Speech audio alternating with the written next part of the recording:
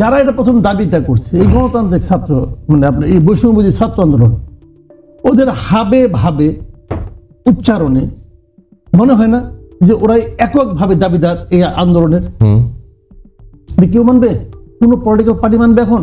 তখন কিন্তু কেউ না করতো না, তখন কিন্তু ওই বাস্তবতা ছিল না যে ঠিক আছে। তখন কি বিএনপিকে বলছে, শেখ হাসিনা বলছে এই আন্দোলনের সঙ্গে বিএনপি আছে, বিএনপিকে নামি নাই বলছে কি না? বলছে। কিন্তু জামাত কি বলছে? এর সঙ্গে জামাত শিবির আছে, জামাত শিবির কি বলছে? না আমরা নাই বলছে তো ভাই। এখন যদি বলেন যে জামাত শিবির ছিল না আন্দোলনে, স্বীকার করবে? করবে? করবে না।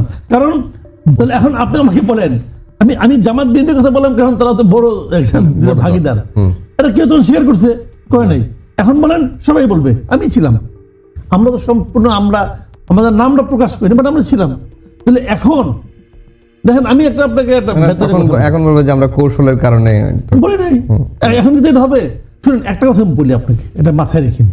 এই জিনিসটা হলো কি যে এই যে 5 মাস পরে হঠাৎ তারা কেন অনুভব করলো একটা প্রোক্লেমেশন দরকার? দেখেন যারা করছে, ড্রাফট যারা করছে, তারা যে বোকা মানুষ তা না, তারা মেধাবী, কোনো সন্দেহ নেই। আমি ড্রাফটে যতটুকু দেখেছি তাদের মাথায় মধ্যে একটা চিন্তা আছে কেন তারা চাচ্ছে। কারণটা আমি বলি, এটা পেছনে যে তাদের কারণটা সেটা হলো গিয়ে দেখেন এক সময় কিন্তু এই অবস্থা থাকবে না দেশের। এখন যেমন কোথাও গেলে পর আমি সমন্বয়ক বললে যে সম্মানটা পায়, এক সময় হয়তো আমি সমন্বয়ক এটা লুকাতে চাইবি। বাস্তবতা এরকম হতে পারে দেশে, এসে অনেক কিছু হয়। একসময় ছাত্রলীগ বললে ওসি সাহেব খারাই পড়তো, এখন ছাত্রলীগ বলে রিক্সাওয়ালা হাত নিয়ে আসে চর মারার জন্য। হয় না রে ভাই? এটা কি ছাত্রলীগ যারা করে, যারা কমিটিতে ঢুকার জন্য লাখ লাখ টাকা খরচ করে কমিটিতে ঢুকছে, তারা কি চিন্তা করছে যে এই ইনভেস্টমেন্ট আমার মাঠে মারা যাবে? চিন্তা করছে? হয় নাই তো।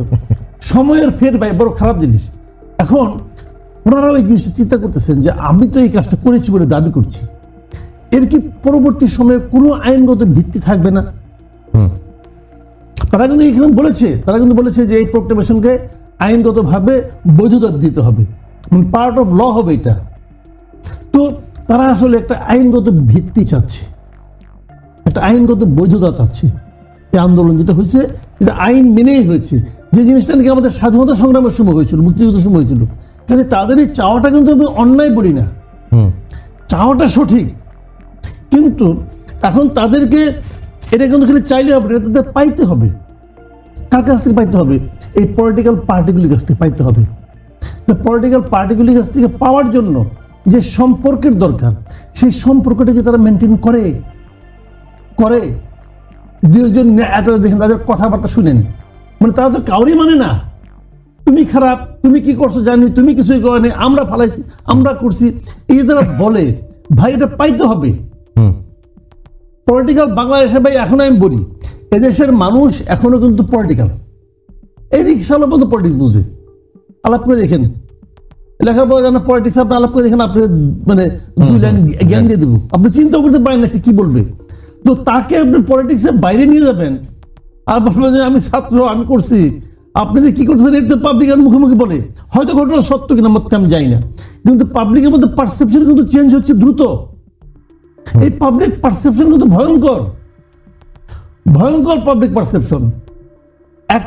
এক সমন্বয়ক হাসনাত আব্দুল্লাহ কি বলছে, এই পাবলিক পারসেপশন পরিবর্তন হচ্ছে এই বৈষম্য বিরোধী ছাত্র আন্দোলন জাতীয় নাগরিক কমিটির ক্ষেত্রে নাকি সরকার? সবার ক্ষেত্রে, সরকারের ক্ষেত্রে তো আরো আগে।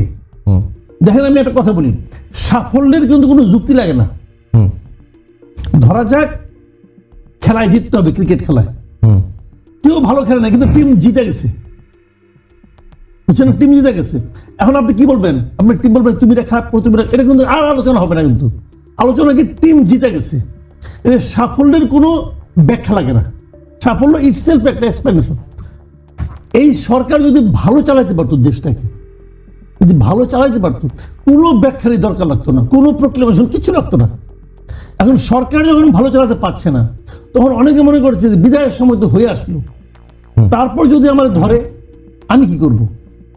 এই টেনশনে পড়ে এক একজন এক এক রকম কথাবার্তা বলতেছে। কিন্তু সরকার দেশ চালাইতে পারলে ওই এই সমস্ত ঝামেলাগুলো দেখেন, কত এক ধাক্কায় শতাধিক জিনিসের দাম বাড়াই দিচ্ছে, ভ্যাট, সম্পর্ক শুল্ক বাড়াচ্ছে। তো এটা কোনো পলিটিক্যাল গভর্নমেন্টের পক্ষে সম্ভব না।